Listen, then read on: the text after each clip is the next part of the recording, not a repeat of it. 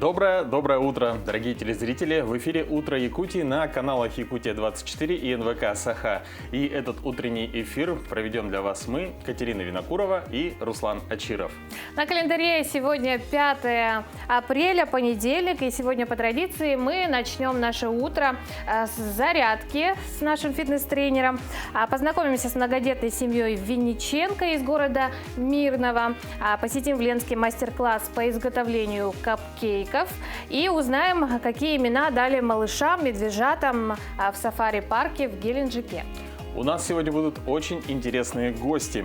Во-первых, мы узнаем, как правильно сортировать мусор и где находятся экологичные мусорные контейнеры в Якутске. Поговорим о новом YouTube-проекте якутских ученых, благодаря которому можно узнать об интересных научных открытиях. Ну а также хотим вам напомнить, что работаем мы в прямом эфире, и у нас работает WhatsApp номер 8 914 273 4488 для всех ваших вопросов и поздравлений. Ну а также хотим вам сообщить приятную новость, что на протяжении всей этой недели мы будем разыгрывать приятные призы, поэтому активно участвуйте в нашем эфире. Самые внимательные будут получать призы от магазина Гарда Декор. Вот, к примеру, сегодня это замечательная ваза, которая украсит ваш дом, вашу квартиру.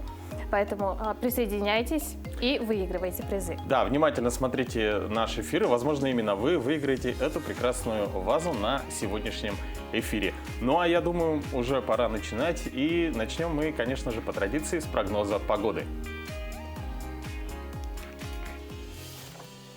Сегодня в 6 часов утра температура воздуха в центральных районах составила 31-34 градуса мороза. В заречной группе 23-35 градусов, в южных 9-11. В Вилюйской группе 25-32, в Нижнеленских 27-29. В западных 15-22 градусов, в Колыме-Дигирской 18, местами 28 градусов, в Янских 27-33 градуса мороза, на северо-западе 26-37. В 6 часов утра температура воздуха в городе Якутске составила 28 градусов мороза, атмосферное давление 755 миллиметров ртутного столба, штиль. Сегодня днем в городе Якутске преимущественно без осадков, ветер западный 2-5 метров в секунду. Днем температура воздуха составит 11-13 градусов.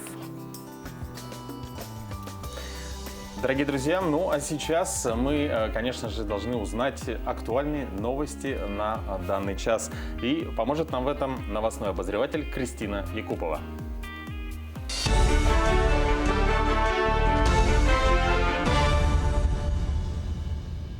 В эфире новости, в студии Кристина Якупова. Здравствуйте. Почти 20 миллиардов рублей направят на развитие Арктики. Правительство страны утвердило государственную программу до 2024 года. В текущем году будет направлено более 3 миллионов рублей. В целях ускорить экономическое развитие, обеспечить условия для устойчивого социально-экономического развития макрорегиона. Среди задач программы – обеспечить условия для реализации инвестиционных проектов, создать новые рабочие места и привлечь трудовые ресурсы. Ответственным исполнителем программы назначено Министерство страны по развитию Дальнего Востока и Арктики. Российская академия наук займется доразведкой 2 месторождений в Якутии. Об этом сообщил президент Академии Александр Сергеев. По его словам, есть 2 точки большого интереса: Попегайское месторождение алмазов, которое находится на границе Красноярского края и Якутии. Также интересное месторождение редкоземельных металлов Тамтор. По словам Сергеева, месторождение сейчас частично осваивается. Это интересно представителям бизнеса. При этом важна не только добыча ископаемых, но и их обработка до готового продукта. Капремонт энергоблока номер 2 на Нерюнгринской ГРЭС продлится до конца июля. Второй энергоблок будут ремонтировать 123 дня.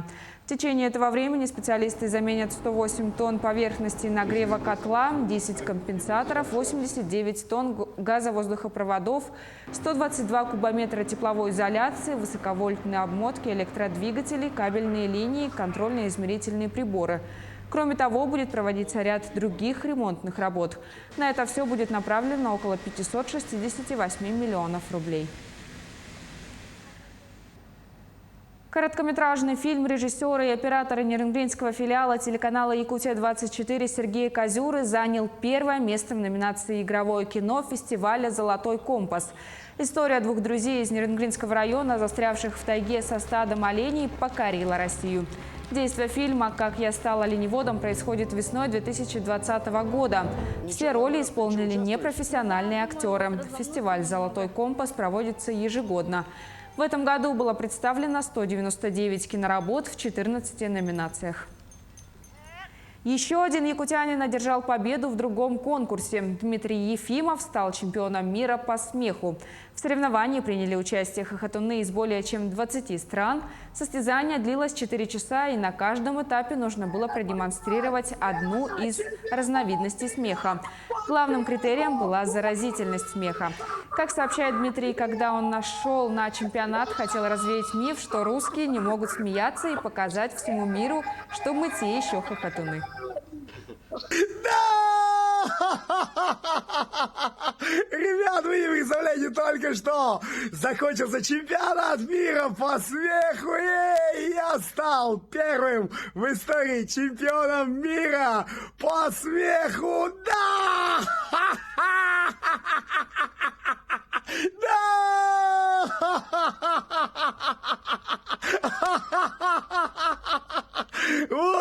Участвовало, я не знаю, стран 20 или сколько, много очень стран.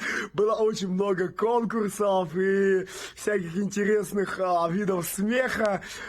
И это случилось. Я чемпион мира. Мы, друзья, первые взяли кубок в истории чемпионов мира по смеху. Всем спасибо, всем, кто за меня болел. Минувшим днем якутяне приняли участие в российской акции «10 тысяч шагов к жизни». Почти сотня человек преодолели 7 километров.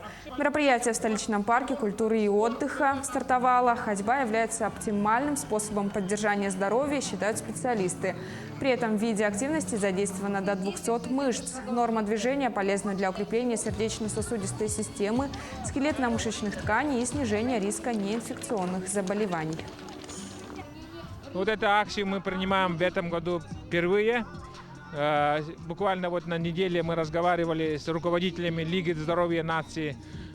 Всероссийской акции включаемся, и поэтому эта акция очень полезна для простых жителей города Якутска, которые любят ходить, которые любят здоровый образ жизни.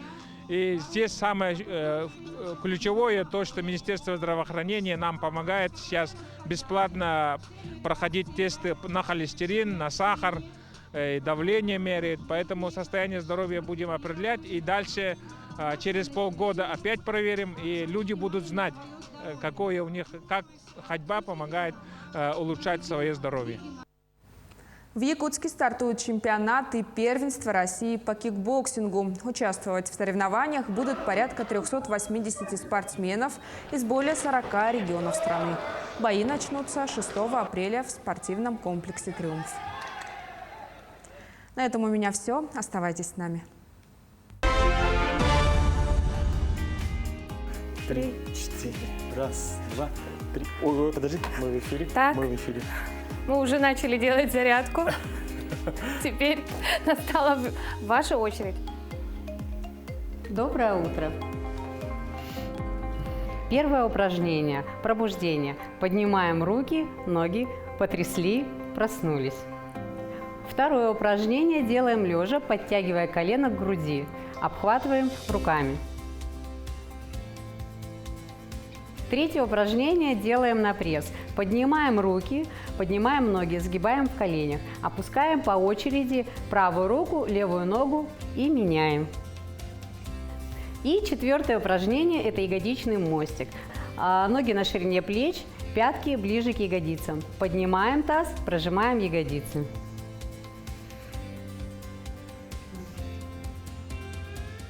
Комплекс упражнений подтягивания. Упражнение мы выполняем на четвереньках. Поднимаем правую руку и левую ногу. Выпрямляем, опускаем и меняем.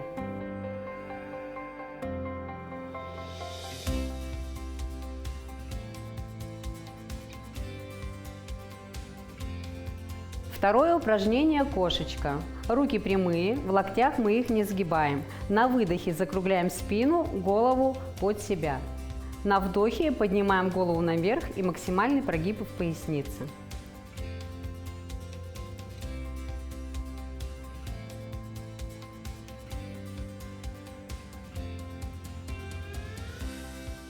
Третье упражнение – лодочка. Мы поднимаем корпус, руки прямые, заводим назад за спину, делаем выдох и плавно опускаемся вниз, делаем вдох.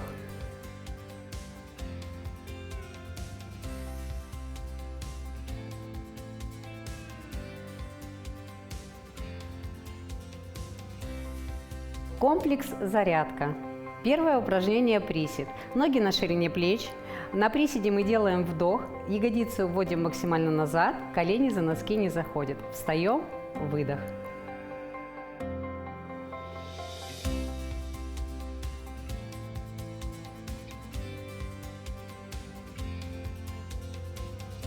Второе упражнение – наклоны вперед.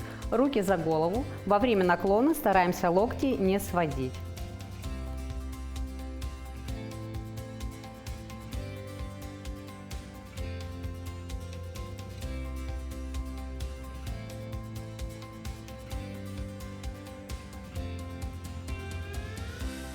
Третье упражнение – скручивание на пресс, на косые мышцы живота. Руки за голову и скручивание локоть колена в правую сторону и в левую.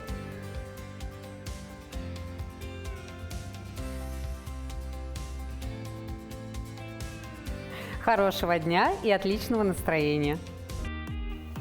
Руслан, недавно ты вернулся с командировки с Мирного. Расскажи, что тебе запомнилось больше всего? Ну, в Мирном я был уже не в первый раз. Обязательно, я думаю, для посещения это самая известная трубка «Мир». Ну, а также в этой поездке меня лично удивил конструктор вездеходной техники Константин из поселка Алмазный. Но хотелось бы отметить доброту мирнинцев. И, кстати, в Мирном проживает известная многодетная семья. Это Нина и Владимир Винниченко, которые воспитывают 27 детей.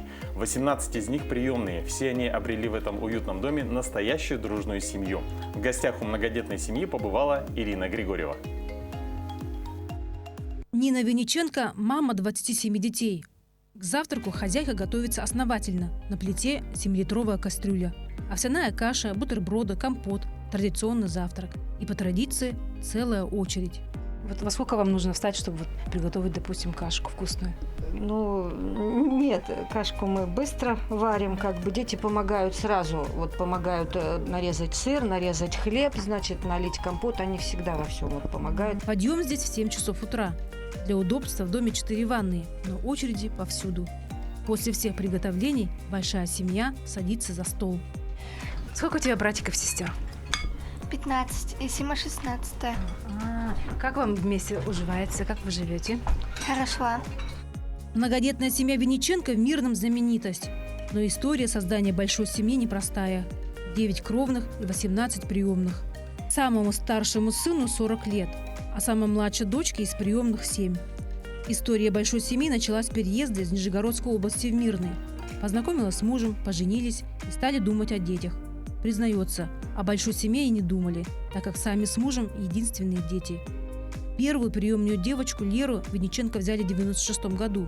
Вспоминает, временами пускались руки, и в это время страшный удар. В 2005 году я заболела онкологией, в общем. И в Якутске меня оперировали. И вот тогда я дала Богу обещание. Сказала, если ты мне сохранишь жизнь, то значит я свои остатки жизни посвящу этим детям. Болезнь отступила, но обещание осталось. С тех пор Нина Юрьевна посвящает свою жизнь детям, без остатка. 30 пар обуви, вереница варежек и полный гардероб курток. В доме целый склад вещей, а также комнаты с обувью. Стирка в этом доме бесконечный процесс. Здесь включают стиральную машину до 6 раз в день. У нас дома 2 пристройки. Папа сам пристраивал левое крыло и правое. Там есть спальня детей. Пошлите, посмотрим. Давайте.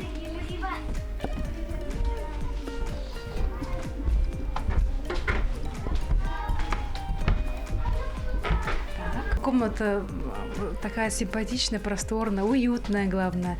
Детишкам есть где заниматься. Конечно, у нас дома очень много столов. Вот, иногда кто-то первый делает, кто-то попозже. Так вот и занимается. Всем хватает места. Жизнь детей, нашедших здесь дом, разделяют на «до» и «после».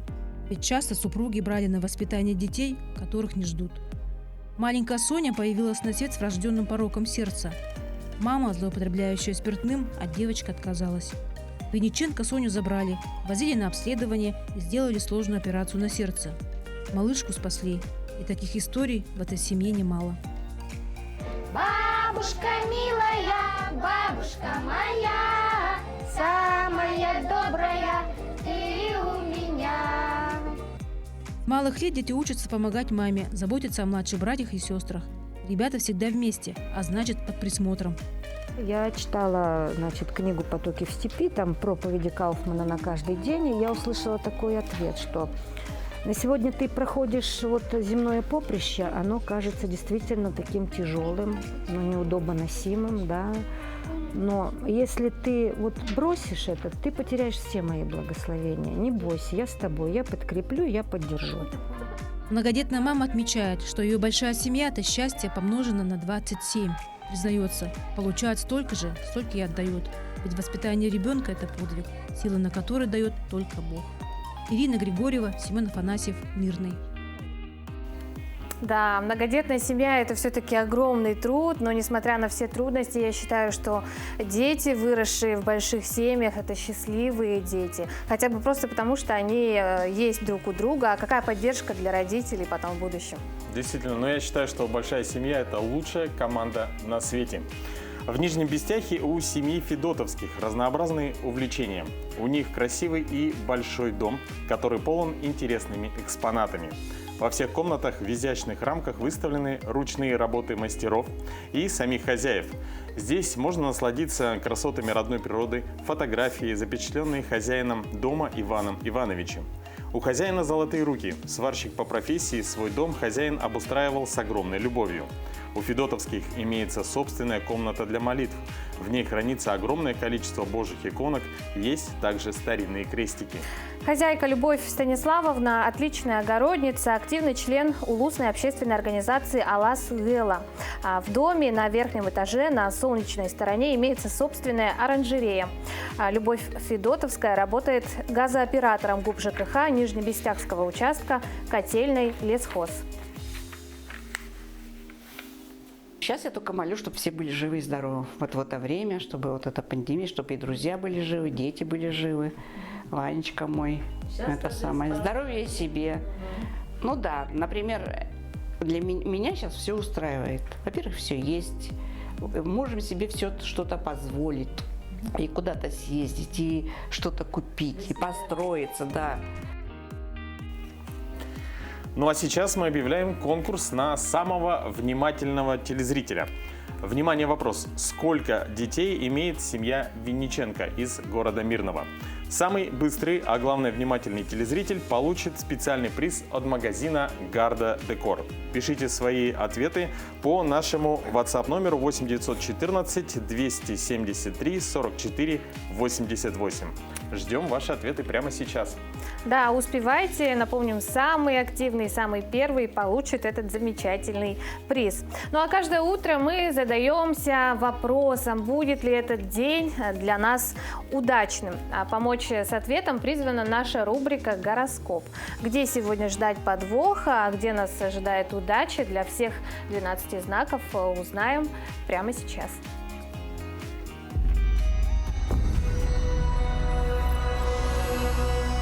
Овен. До 7 апреля вам многое будет удаваться. Сможете превзойти конкурентов, а также восстановить прерванные отношения. С середины недели появится склонность к заблуждениям и возвращение к невыполненным обязательствам. Следует опасаться обманов, а также денежных потерь и финансовых неудач.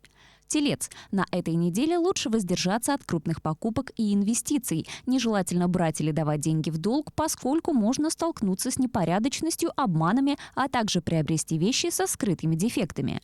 Близнецы. Начало недели весьма удачно для коллективной деятельности, для встреч, создания новых деловых и социальных связей, для поездок и общения. С середины до конца недели надо быть внимательнее, поскольку есть опасность обмануться и довериться не тем людям.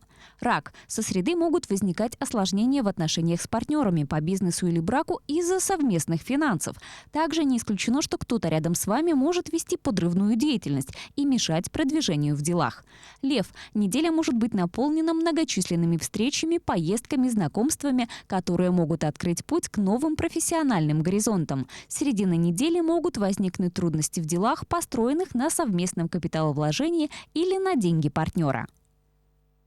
Дева. До конца недели в отношениях с партнерами по бизнесу или браку возможно непонимание и обострение разногласий. Возможно, вам придется брать ответственность на себя и делами доказывать свою правоту. Весы. Неделя окажется насыщенной событиями, общением, а также свиданиями, неформальными и деловыми встречами. Благоприятное время для подписания соглашений, вступления в брак, для поиска помощников и единомышленников. С середины недели надо быть внимательнее, поскольку возможны заблуждения и самообман. Скорпион. Неделя может оказаться динамичной. Вы будете востребованы сразу в нескольких сферах, что даст возможность заработать и реализовать свой творческий потенциал. Период середины недели окажется более суетливым. Могут появиться неотложные дела, повышается вероятность конфликтов на работе. Стрелец. На этой неделе многое начинает переделываться, хотя и не всегда удачно, поэтому позже, возможно, придется восстанавливать то, что было разрушено в попыхах. Сиюминутные решения и действия могут приводить к ошибкам, несогласованности в действиях с коллегами и партнерами и к крупным неудачам. Козерог. На неделе не просто могут складываться отношения с начальством или с людьми старшего поколения. Из-за этого вы рискуете остаться без материальной поддержки родственников или спонсоров. Водолей. На неделе возможны многочисленные любовные свидания, звонки и переписка. Будет много встреч и общения с родственниками и возможного соединения с теми, кого давно не видели или были утеряны контакты. Будет много удачных шансов, чтобы реализовать себя благодаря не только своим талантам, но и связям. Рыбы. В начале недели вы будете удачливы и сможете находить выгодные проекты, получать заманчивые предложения, подарки и помощь. А вот с середины недели высока вероятность ошибок, самообманов и афер. Могут увеличиваться затраты на развлечения, красивые вещи и поездки.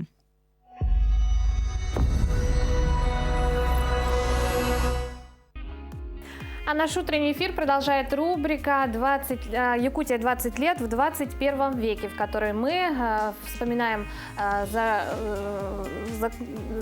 что прошла Якутия за 20 лет, какими интересными фактами ознаменовалась эта история, какой была наша жизнь и какой она стала сегодня. Каждый день мы делимся с вами одним фактом о Якутии 21 века. И на этой неделе мы говорим о цифровизации.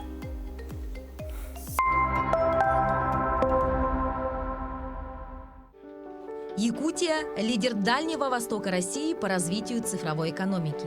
На долю нашей республики приходится более 80% экспорта IT-услуг всего Дальневосточного федерального округа. Жители Якутии активнее всех на Дальнем Востоке пользуются порталами государственных услуг. По распространенности интернет-банкинга и мобильных банковских приложений наш регион находится на втором месте в России, после Ханты-Мансийского автономного округа. Цифровые сервисы экономят время и делают нашу жизнь комфортнее. Так, например, в прошлом году якутяне 1,5 миллиона раз записались на прием к врачам без посещения поликлиники через интернет при помощи электронной регистратуры.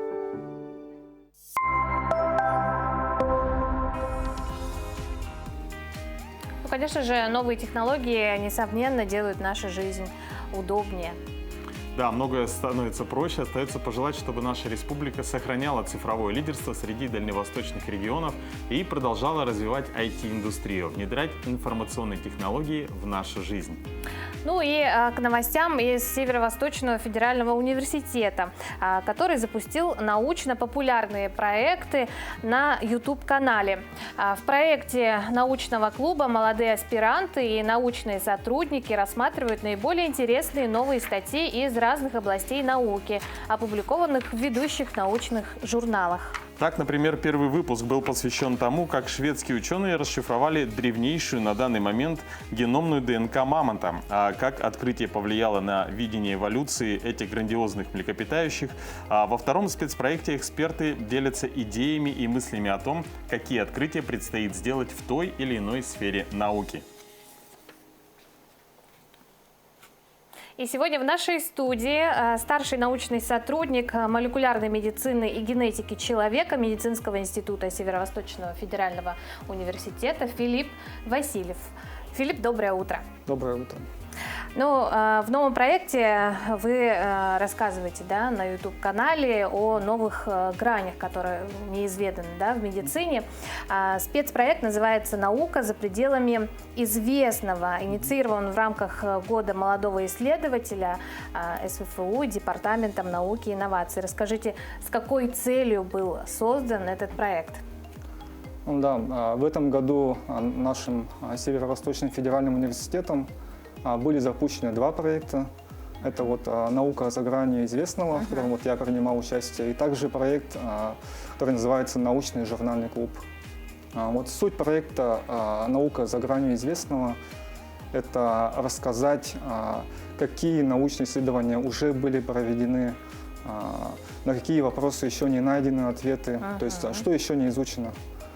Целью данного проекта является помочь молодым исследователям им найти, подобрать такую актуальную тематику для проведения научной работы. А вот второй проект «Научный журнальный клуб», он посвящен тому, что научные сотрудники нашего университета, они проводят анализ статей, опубликованных в ведущих высокорейтинговых научных изданиях. И цель – это развить навыки анализа статей и развить критическое научное мышление у молодых исследователей. Ну и причем стоит отметить, что доступным языком, да, для населения. Да, мы стараемся говорить простыми словами. А тематика самих этих проектов, она тоже соответствует темам месяца года науки и технологий. И все выпуски, они публикуются как на нашем сайте СВФУ, так и на аккаунтах в YouTube и Instagram. Вы уже несколько лет изучаете редкие генетические заболевания. Можете рассказать, какие результаты, ну и вообще о проекте исследований? Ну да, действительно, мое исследование было посвящено изучению редкого генетического заболевания, которое называется мукополисахаридоз плюс синдром. Это, сокращенно называется МПС-ПС. Что этому предшествовало, этому исследованию? Врачи, педиатры и генетики нашего медико-генетического центра, они выявили такую группу детей со скелетными аномалиями, с нарушениями со стороны почек, сердца, врожденными пороками сердца, частыми респираторными инфекциями. Ну и затем уже на первом этапе исследования нами совместно с японскими коллегами из университета Осака было проведено исследование и выявлена причина данного заболевания. Это мутация в гене ВПС. И, была выявлена мутация, и также изучена частота этой мутации среди нашего коренного населения нашей республики. И установлена экстремально высокая частота этой мутации у нас среди нашего коренного населения. Составляет 1 на 81, допустим, для сравнения с мировыми значениями, это 1 на 60 тысяч. И актуальность, что добавляет, что это исследование, то есть это заболевание, оно очень серьезное. То есть дети, средняя продолжительность жизни у детей всего 20 месяцев. И эти исследования, они к чему могут подвести?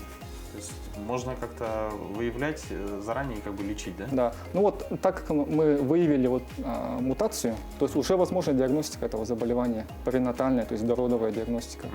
И также это был первый этап, да, где описали клиника, нашли мутации, причины. Уже второй этап, это так как патофизиология, то есть механизм развития заболевания неизвестен, поэтому второй этап был посвящен изучению патофизиологии этого заболевания. И было выявлено, что в клетках этих больных накапливается какое-то вещество определенное, но при этом уникальность этого заболевания в том, что ферменты, ответственные за распад этих веществ внутри клеток, их работа не была нарушена. То есть это очень интересно. Да. И нами была гипотеза о том, что возможно вот накопление этих веществ происходит ввиду сдвига вот лизосомального pH. Ну а к чему вот приводит это? Потому что само исследование посвящено, чтобы найти вот диагностику и еще подобрать, разработать лечение данного заболевания. И в текущий момент мы проводим третий этап этого исследования с целью поиска лечения уже. Да, действительно очень важное исследование. Да, Филипп, а сколько времени потребовалось для данного исследования? Вы сказали, в 3 этапа, да? Да, ну это с 2013 года по сегодняшний день. Вы также проходили стажировку в Японии? Да. Вот как раз таки сказала о сотрудничестве. Да. А если совместные итоги, вот какие возможности получила лаборатория СВФУ?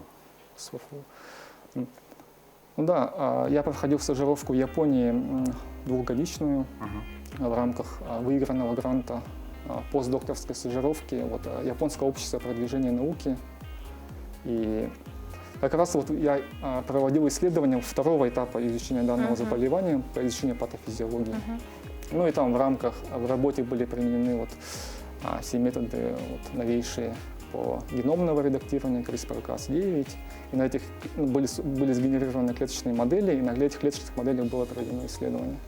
И была выявлена новая функция белка, новые гибридные комплексы, ответственные за такие процессы, как аутофагия и эндоцитоз. Касательно нашей лаборатории, у нас уже был создан отдел, специальный отдел протеомики и геномного редактирования, в который мы в текущее время внедряем все изученные методики в Японии. И здесь еще хотелось бы отметить, что исследования, подобные МПС-ПС, несколько этапов сказали, они возможны и для других заболеваний, которые актуальны именно для нашей якутской популяции. Такие заболевания, как СОВ-синдром, ТРЕМ-синдром, НСЛ 6 типа. Я думаю, что мы уже начали эти исследования. Я думаю, что в будущем мы получим знания, которые помогут найти лечение для данных заболеваний. Да, действительно. Спасибо вам огромное, Филипп, за такой интересный разговор этим утром. Несомненно, вам удачи, успехов в ваших дальнейших исследованиях и работах. Спасибо. Ну а месяц назад Геленджикский сафари-парк совместно с Красноярским парком Роев ручей объявили о конкурсе на лучшие клички для 2 новорожденных белых медвежат курорта. Поступило огромное количество предложений, и, наконец-то, имена медвежатам выбраны. Маленькую медведицу назвали Арктика Аврора, а для медвежонка выбрали имя Ермак.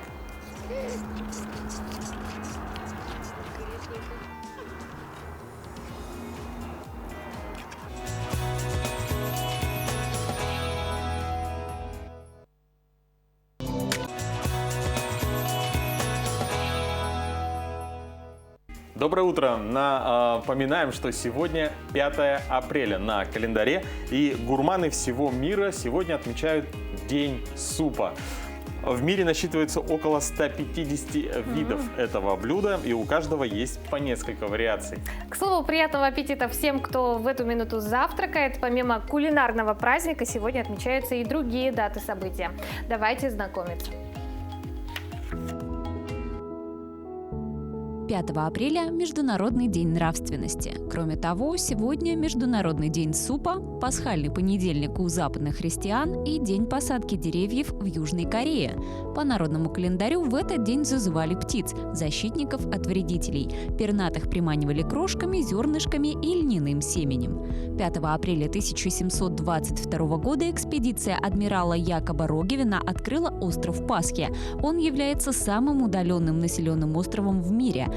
Расстояние до континентального побережья Чили составляет 3703 километра, до острова Питкэрн, ближайшего населенного места, более 1800 километров. 5 апреля 1874 года в Вене впервые исполнена знаменитая оперетта «Летучая мышь» Иоганна Штрауса сына. В 1955 году в этот день Уинстон Черчилль завершил свою политическую карьеру. Премьер-министром Великобритании его назначили с началом Второй мировой войны. 5 апреля 1991 года – день рождения авиационной группы высшего пилотажа ВВС России «Русские витязи». Фигуры в воздухе они выполняют на истребителях Су-27 и Су-30. 5 апреля 1588 года родился Томас Гоббс, английский философ-материалист. В 1916 году в этот день родился Грегори Пек, американский киноактер, лауреат премии «Оскар». 5 апреля 1976 года появилась на свет Наталья Рогозина, российская спортсменка-боксер, чемпионка мира по боксу. Именины в этот день празднуют Алексей, Анастасия, Варвара, Василий, Георгий, Илья, Лидия, Макар, Никон, Пелагея и Сергей. Некоторое время назад мы объявили конкурс на самого внимательного телезрителя. Напоминаю, что мы разыграем вот эту прекрасную вазу от магазина Гарда Декор. И сразу после объявления конкурса у нас поступило более полусотни ответов. Надо сказать, что многие из них правильные, но самый первый и правильный ответ поступил от абонента, где последние цифры 9993. Мы обязательно свяжемся с вами после эфира и, конечно же, вручим эту прекрасную вазу. Да, надеемся, что ваза вам прослужит на многие-многие годы в память о нашей программе. Кстати, а кто не успел, то есть кто не успел сегодня дать правильный ответ, то всего на этой неделе мы будем постоянно разыгрывать подарки, поэтому следите за эфиром. Ну а в жизни автомобилистов встречается немало спорных и неоднозначных ситуаций, к которым лучше быть готовым. В этом вам помогут советы юриста. Это будет через некоторое время. А сейчас, дорогие друзья, мы предлагаем вам посмотреть новости на этот час.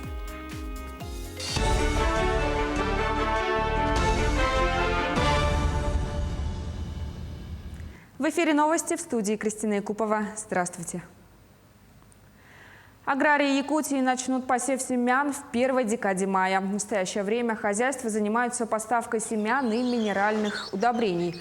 Ожидается, что посевная площадь составит до около 49 тысяч гектаров, из которых 10,5 тысяч гектаров – зерновые культуры, 30,5 тысяч гектаров – корма. По плану объем валового сбора зерна составляет 12 тысяч тонн, картофеля – 71 тысяча тонн, овощей – 30 тысяч тонн. На весенние полевые работы в текущем году выделят более 197 миллионов рублей. На сегодня аграрии уже получили 88,5 миллионов. Остальные средства доведут до них во второй декаде апреля. Росгеология будет искать золото в Алекме и Верхоянье. Компания получит контракты на добычу рудного золота на 2 участках в Якутии, Мурунском и Шилгонском. По результатам этих работ Росгеология даст предварительную оценку прогнозных ресурсов рудного золота, разработает рекомендации по дальнейшим геолого-разведочным работам. Завершатся они к концу 2023 года. В Мирлинском региональном техническом колледже идет подготовка к отборочным соревнованиям WorldSkills Russia. В настоящее время 4 студента совместно с тренерами готовятся ежедневно. Они дополнительно прошли практическое обучение на базе учебного центра госкорпорации «Ростех», ведущих учебных заведений Ярославской области и Краснодарского края. Отмечу, что опыт участия Мирлинского колледжа в подобных соревнованиях, отличная материально-техническая база, наличие профессиональных экспертов – дают возможность обучать и заинтересованных школьников. Столицу республики Нерюнгри признали городами с благоприятной городской средой по итогам прошлого года. Результаты индекса качества городской среды для более 1000 российских городов представили Минстрой России и Институт развития Дом РФ. Так, Якутск занял 6-е место в категории больших городов, находящихся в дискомфортном климате. По сравнению с 2019 годом столица республики улучшила свои позиции, набрав 181 балл против 133. Также в категории средних и малых городов Нерюнгри вошел в топ-20 лучших по России, набрав 181 балл. Город улучшил свои показатели на 25 баллов. Якутяне готовятся к международному конкурсу молодых пианистов имени Марка Жиркова. В Якутске состоялся завершающий концерт. С 10 по 14 апреля в Москве пройдет первый международный конкурс молодых пианистов имени Жиркова. Всего на участие в конкурсе подано 31 заявка. География участников охватывает такие города России, как Москва, Санкт-Петербург, Тюмень, Волгоград, Пятигорск, а также страны Китай, Японию и Сербия. Из Якутии в конкурсе примут участие 10 юных пианистов. Новый медиапроект «Школа драматургов Арктики» стартовал в Якутске. Запуск был дан с мастер-класса российского писателя Андрея Геласимова. Накануне все желающие могли принять участие в подготовке вопросов для интервью с писателем. Авторам самых интересных из них Андрей Валерьевич вручил в подарок книги со своим автографом. В первый день школы на платформе Zoom прошли обучение от библиотек Санкт-Петербурга и Нюрнбергского драматического театра. Также будут проводиться мастер-классы и дискуссионные площадки. Проект создан при поддержке Фонда президентских грантов. Будет 7 мастер-классов в течение всего месяца. И получены очень интересные вопросы от наших читателей. Я думаю, что получится любопытный разговор вообще о современном состоянии драматургии. Есть сайт «Школа драматургов Арктики», так и называется. Помимо этого, кто хочет увидеть вообще все эти прямые эфиры, тот может зайти на YouTube-канал Музея «Россия. Моя история». Итоги этой школы будут подведены уже в мае месяце, в ночь музея. Ленинградский зоопарк опубликовал новое видео с медведицей Харчаной. Она обожает изучать окружающий ее мир. Осенью ей интересно попробовать желтые листья на вкус, зимой валяться в снегу, летом охотиться за насекомыми. Ну а весной разламывать льдины, говорится в публикации. Работники зоопарка запечатлели игру медведицы. Она прыгает на лед, разламывает его и закидывает на лед мяч, чтобы затем достать. Напомню, Харчана родилась в 2016 году в якутском зоопарке Артодайду у пары белых медведей Колымана и Ломоносова. В декабре 2017-го ее отправили в Ленинградский зоопарк. На этом у меня все. Оставайтесь с нами. Если вы являетесь владельцем автомобиля, то, я думаю, следующая рубрика, которая называется «Советы юриста», будет для вас очень полезной. Доброе утро! Сегодня мы поговорим об апгрейде автомашины. С 1 февраля у нас внесли изменения, которые вступили в силу. Они должны были вступить еще в 2020 году, но в связи с пандемией сроки перенеслись. У нас появились новые требования к регламенту именно регистрации изменений к автомашине в плане технических именно каких-то новшеств. То есть, если раньше мы просто все это проходили через ГИБДД и получали документ, который необходимо было хранить, сейчас это все будет в электронном виде. То есть, имеется аккредитованная организация, ведется общая база, в которой будут внесены все транспортные средства, в которые вносились изменения. Для приобретателя автомашин это очень удобно, поскольку если автомашины там нет, но вы видите, что это автомобиль предназначен для охоты, в него вмонтировано какое-то устройство специальное, но это не зарегистрировано, это незаконно. Что ждет автовладельцев, которые пренебрегают данным реестром? Первое, управление транспортным средством, которое не зарегистрировано, изменение является незаконным, это штраф 500 рублей. Если транспортное средство оснащено какими-то световыми приборами или более существенными изменениями, возможно лишение прав до 1,5 лет. То есть достаточно серьезно. Схема. Что нам нужно делать? Нам нужно обратиться в ГИБДД, получить разрешение на внесение изменений, их внести, обратиться в лабораторию, аккредитованную именно, что она может вести такой реестр, вносить туда данные о автовладельцев, которые вносят изменения в конструктивные элементы автомашины, и получается дальше уже опять просто поставить на регистрацию. То есть мы уже будем знать, что наша автомашина зарегистрирована, и нас при осмотре, получается, ГИБДД не ждет никаких сложностей. Далее, если вы хотите внести изменения, которые, получается, предусмотрены техническим регламентом машины, то есть завод-изготовитель предусматривает, что у нас должен быть багажник сверху на крыше или еще какой-то элемент, достаточно приобрести данный элемент сертифицированный, чтобы у него был сертификат качества, и спокойно установить. То есть такие изменения по-прежнему не требуют внесения в реестр. Удачи на дорогах! Доброе утро! Как превратить завтрак в настоящий праздник? Ну, подать, к примеру, к горячему утреннему чаю капкейки. Ну, по сути, это те же кексы, которые очень разнообразно украшают. Да, вот в Ленске прошло одно очень вкусное мероприятие. Впервые для любителей десертов Управлением культуры был проведен мастер-класс по оформлению капкейков. О том, какую выпечку приготовили на мастер-классе, узнаем из материала наших коллег. Мастер-классы организованы городским управлением культуры, а проводит их специалист-любитель по выпечке тортов и капкейков Эльвира Кузьмина. Мероприятие организовано впервые, и надо сказать, что сразу вызвало интерес девочек. Ребятишек очень много, хотелось бы еще больше записать, но так как у нас рамки, поэтому мы больше не можем принять, поэтому они у нас растянуты до 4 апреля. То есть у нас ограниченное количество мест, поэтому вот всех желающих, к сожалению, мы не можем всех принять. Запах выпечки можно почувствовать, еще не войдя в помещение. На столе выставлены уже испеченные заготовки для капкейков, а в большой глубокой посуде ожидает своей очереди сливочный крем. Тут же баночки с вареньем разного вкуса и яркие вкусные украшения. Процесс заключается в том, что дети должны были научиться правильно начинять капкейки, то есть они с начинкой идут, и правильно покрывать и оформлять вот в кондитерское изделие. Священко Наталья приготовила целых 3 капкейка. Творчески подошла к изготовлению каждого. Для одного использовала девочка малиновый джем и нежного цвета украшения. Я сделала 3 капкейка, но я не удержалась и съела один. А эти я приготовила для мамы и папы. После того, как шедевры девочек были готовы, они с удовольствием их попробовали. Остались довольны и теперь с нетерпением ждут уже следующего вкусного мастер-класса. Я сделала 3 капкейка. Мне очень сильно понравилось и хочу еще прийти. В завершении мероприятия всем девочкам был выдан секретный рецепт приготовления капкейка, а также мастерицы были приглашены на мастер-класс по изготовлению имбирных пряников, который пройдет уже завтра. Светлана Болеева, Виталий Андреев, Денис Семенов, Ленск. Несколько лет назад мировые СМИ облетело видео японских фанатов, которые после неудачного матча в Ростове-на-Дону со слезами на глазах убирали на стадионе мусор. Японские фанаты заранее принесли с собой пакеты и после окончания игры аккуратно собрали оставленные ими и другими фанатами пластиковые стаканы, картон и бумагу, а также остатки еды.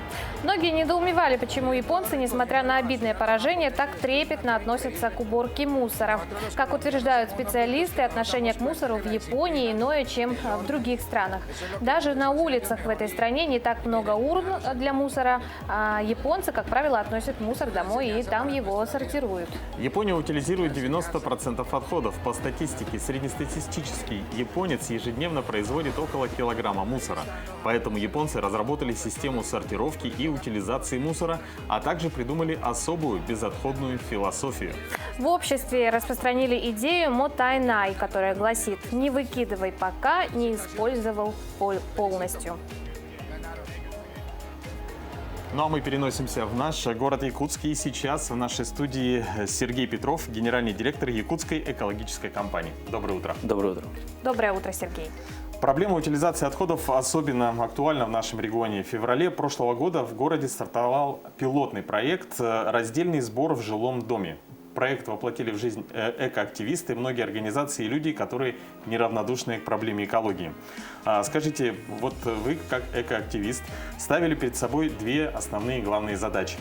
Проверить, насколько готовы горожане к сортировке мусора, и понять, сколько чистого, правильного отсортированного вторсырья будут сдавать якутяне. Оправдались ли ожидания? Да, действительно, чуть больше года назад под руководством нашей компании мы запустили этот проект. И тогда одной из основных проблем, которую мы видели перед собой, это качество сортировки вторичного сырья. Время идет, мы можем делать выводы уже сейчас. Засор есть, но его не так много. Ну и плюс мы научились с ним справляться. Потому что мы активно работаем с жильцами домов через управляющую компанию, через наши социальные сети. А также мы проводим предварительную сортировку вторсырья при его перегрузке. Так как урны стоят возле санитарных точек, это очень легко делать. Также у нас есть помощники в некоторых домах, это дворники, которые вот прям иногда очень идеально и аккуратно могут досортировать вторсырье. И поэтому тут эта проблема, она не такая большая оказалась. Что касается готовности жителей города Якутска, то хороший результат она показывает. Наши урны заполняются с периодичностью от 2 раз в неделю. Это самые популярные урны, такие есть на 203-м микрорайоне, на Аюнского, 10, да, возле торгового центра «Проспект». Самая редкая урна заполняется 1 раз в 3 недели. очень хорошая скорость, мы считаем. Сергей, ну о сборе раздельного сырья в Якутии еще несколько лет назад не знали, да, но сейчас население активно принимает участие, разделяет мусор. А сколько вот пунктов приема на сегодня существует? Вот вы уже назвали адреса, да, некоторые, где они находятся конкретно. На сегодняшний день это 19 пунктов приема вторсырья. Я думаю, на этой неделе мы поставить должны еще 2. И до середины мая еще 12. Итого получится 31 пункт приема, чуть больше, чем за год. Это очень хороший результат, я считаю. А как-то вот они сразу заметны, да, сразу можно понять, что это данные контейнеры для раздельного сырья? Безусловно, потому что мы своей классификацией вторсырья используем европейскую классификацию. Это яркие урны, оранжево-желто-серого цвета. Их нельзя отличить от другого контейнера. Там очень много инфографики, информации о сортировке вторсырья. Тут не промахнешься, как говорится. Отлично. После того, как жители города выбрасывают сортированный мусор, после этого куда он уходит, куда вывозится? Наши сотрудники собирают его по всему городу и перевозят на специальную базу. Там производится уже более тщательная, детальная досортировка вторсырья. Дальше вторсырье отправляется по фракциям уже в пресс. Специальные кипы прессуются и уезжает в другие регионы на переработку. Пока это Иркутск, может быть, ближайшие регионы Иркутск, Хабаровск, Владивосток, Новосибирск, вот такие вот места. А сколько вторсырья было собрано за вот эти вот последние годы? Но если говорить о нашей деятельности, о нашей компании, активная деятельность началась с середины прошлого года, но мы успели сдать до конца года всего 150 тонн, это было в связи с закрытием переправы. Вот. А в этом году уже более 300 тонн только от нас уехало на переработку. Но у нас есть цифры, общие цифры всех заготовителей вторсырья по городу Якутску за 2020 год. Там порядка 2000 тонн вторичного сырья было собрано на территории города Якутска и отправлено на переработку. Это уже цифра в 2 раза больше, чем годом ранее. То есть темпы значительно, мы разгоняемся очень сильно. Да, это очень радует. Да. Этот проект был воплощен в жизнь благодаря усилиям многих организаций, горожан. Поддерживают ли вас бизнесмены и как можно присоединиться и стать участником, например, вашего проекта? Да, нашим участником проекта может стать абсолютно любая компания, либо физическое лицо. У нас такие истории тоже уже бывали. Хотел бы сказать, что мы не устанавливаем контейнеры за свой счет. Один контейнер мы только установили за свой счет, сейчас будет еще один, как розыгрыш, да, устраивали. А остальные контейнера мы реализуем по цене себестоимости нашим партнерам. Это управляющая компания, может быть, либо, опять же, частный инвестор, застройщики часто выступают у нас инвесторами. В общем, они приобретают у нас контейнеры, устанавливают на своей санитарной точке. И все на этом. Дальше мы начинаем этот контейнер обслуживать. Это уже наша задача, безвозмездно, и неограниченное количество времени. Спасибо вам, Сергей. Надеемся, что проблема утилизации отходов будет решаться в темпе в нашей Якутии, не без участия, конечно же, активного населения. Спасибо вам за вашу работу. Спасибо. Ну а сегодня в нашей рубрике мы познакомим вас с историей об уникальном экспонате 1905 года. Это вафельница, которую передала в дар Нерюнгринскому музею освоения Южной Якутии жительница поселка Удачный. А внутри вафельницы выгравирован двуглавый орел.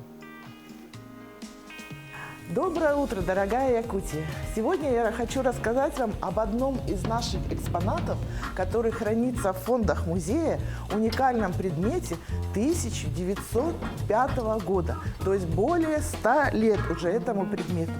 Может быть, кто-то знает, что это, но многие, я думаю, не догадываются, что это всего-навсего предмет, которым пекли вафли или обыкновенная вафельница. Она сделана по принципу ножниц, длинные ручки. Изготавливались такие вафли у нас в России на Каслинском заводе. Самый первый завод, который занимался литьем и изготавливал довольно вот такие мощные, увесистые вещи. Этот предмет весит, наверное, более 1,5 килограммов. Если мы его раскроем, то вы здесь увидите отпечаток герба царской России, то есть двуглавый орел.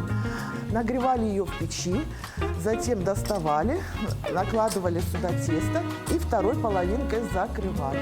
И снова ставили в печь. Чтобы показать вам, что же получалось, я вам могу предоставить вот такой отпечаток, который мы делали здесь у нас уже в музее. Мы его, правда, не пекли, потому что печи у нас не оказалось, а просто-напросто из воды и муки сделали вот такой отпечаток. Видите, двухсторонний, с обеих сторон у нас видна как раз виден двуглавый орел. Этот предмет попал к нам в музей 5 лет назад. Его предоставила нам коренная жительница поселка Чудно Вера Ивановна Самохвалова. Множество раз мы показывали его на временных выставках, применяли его даже в интерактивных играх со школьниками. Поэтому высочайший интерес этот предмет вызывает у наших зрителей. Вот такой уникальный, редкий предмет хранится в фондах нашего музея с двуглавым орлом Царской империи, которому уже более 100 лет. В Нюрбинском районе прошел чемпионат по борьбе хапсагай памяти Петра Алексеева, единственного почетного мастера спорта СССР из якутян. Чемпионат Якутии был посвящен юбилейной дате мастера спорта СССР и СССР Петра Алексеева, в чью честь он проводится ежегодно, а также 75-летию исполнительного директора Федерации хапсагая Алексея Мастахова. В этом году 24-й чемпионат собрал более 200 сильнейших борцов Якутии. Чемпионат республики по борьбе хапсагай на призы Петра Алексеева, это у нас самый такой престижный и большой турнир. Вот здесь борются все сильнейшие хапсагаисты республики. В каждом весе есть 3-4 лидера. Еще неизвестно, кто выиграет чемпионат. Что ж, на этом мы с вами прощаемся. Увидимся завтра. Отличного вам дня сегодня. Также напоминаем, что на протяжении всей этой недели вы можете выигрывать наши прекрасные призы. От Гарда Декор. Ну и, конечно же, всем отличного настроения и хорошей недели.